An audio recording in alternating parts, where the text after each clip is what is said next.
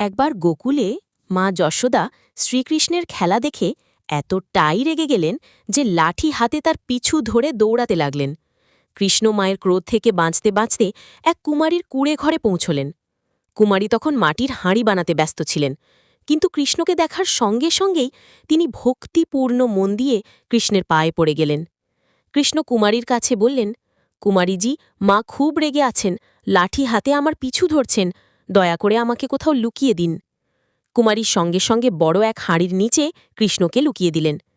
কিছুক্ষণ পর মা যশোদা সেখানে এসে রাগের সঙ্গে জিজ্ঞেস করলেন, কুমারী, তুমি কি আমার গোপালকে কোথাও দেখেছ? কুমারী ভক্তি ভরে উত্তর দিলেন, না মা, আমি তাকে দেখিনি। মা চলে গেলেন, কিন্তু হাঁড়ির ভিতর লুকিয়ে থাকা কৃষ্ণ সব শুনছিলেন।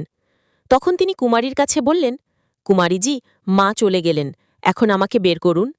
কুমারী হাসি দিয়ে বললেন, প্রভু, আমি আপনাকে সরাসরি বের করব না, আগে আমাকে ৮৪ লক্ষ জন্মের বন্ধন থেকে মুক্তি দেওয়ার প্রতিশ্রুতি দিন। কৃষ্ণ আনন্দিত হয়ে বললেন, ঠিক আছে, আমি তোমাকে মুক্তি দেব, এবার আমাকে বের করো। কুমারী বললেন, না প্রভু, শুধু আমাকে নয়, আমার পুরো পরিবারকেও মুক্তির প্রতিশ্রুতি দিন। কৃষ্ণ খুশি হয়ে তা মেনে নিলেন।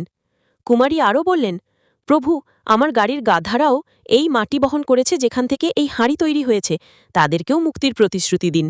ভগবান হাসি দিয়ে বললেন, ঠিক আছে, তাদেরকেও আমি মুক্তি দেব। কুমারী এখনও সন্তুষ্ট হননি, বললেন, প্রভু, একটি শেষ ইচ্ছে আছে, যারা আমাদের এই ভিডিওটি দেখছে তাদেরকেও আপনি ৮৪ লক্ষ জন্মের বন্ধন থেকে মুক্তি দেবেন, এই প্রতিশ্রুতি দিন। শ্রীকৃষ্ণ কুমারীর নিঃস্বার্থ ভক্তি ও প্রেম দেখে এত খুশি হলেন যে তিনি সব প্রতিশ্রুতি মেনে নিলেন। শেষে কুমারী আবেগ ভরে শিশুকৃষ্ণকে হাড়ির ভিতর থেকে বের করলেন, তার পায়ে দণ্ডবৎ প্রণাম করলেন, পা ধুয়ে পাদ্য অমৃত পান করলেন, কৃষ্ণকে আলিঙ্গন করলেন এবং এতটাই কেঁদে উঠলেন যে শেষ পর্যন্ত তিনি সম্পূর্ণরূপে ভগবানে মগ্ন হয়ে গেলেন।